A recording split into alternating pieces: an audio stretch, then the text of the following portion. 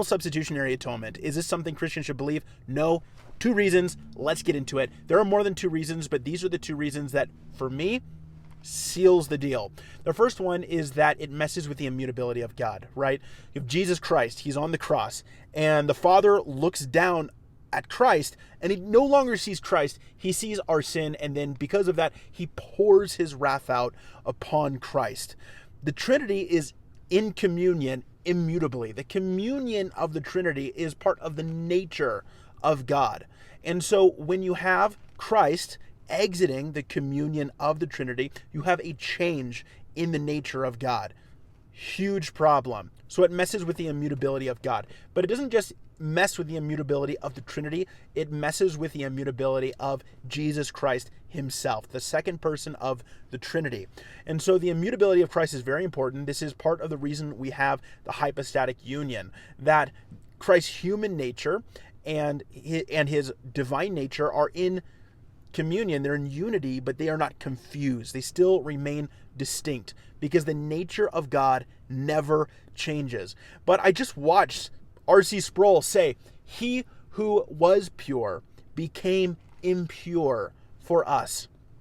This is unacceptable to the highest degree. Christ has never become impure, and he will never become impure. You have to remember that all moments exist in immediacy for God, and this is one of the ways that we know that there is a demand upon the immutability of God. Nothing can ever change. For God, what he is can never be different. And you just can't get past this one. The second problem is that it infringes upon the justice of God. I don't understand how penal substitutionary atonement, people who vouch for this position, think that this somehow satisfies God's justice. We like to view God as this just judge.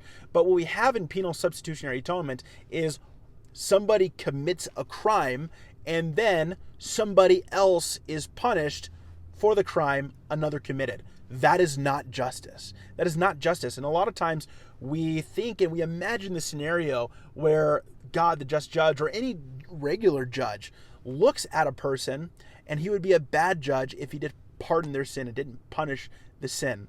But this actually isn't how judges work. So have you ever had a speeding ticket and you went to court for it and the judge just said, you don't have to pay it? Yeah, so judges do actually just forgive crimes. And so I think that this is a really bad illustration of what's going on in the atonement. This just judge looks at us and punishes somebody who's innocent. It's not justice, guys. It is Trinitarian madness. Reject it. I'm not here to tell you what you should believe. I'm here to tell you what you should not believe. Reject penal substitution.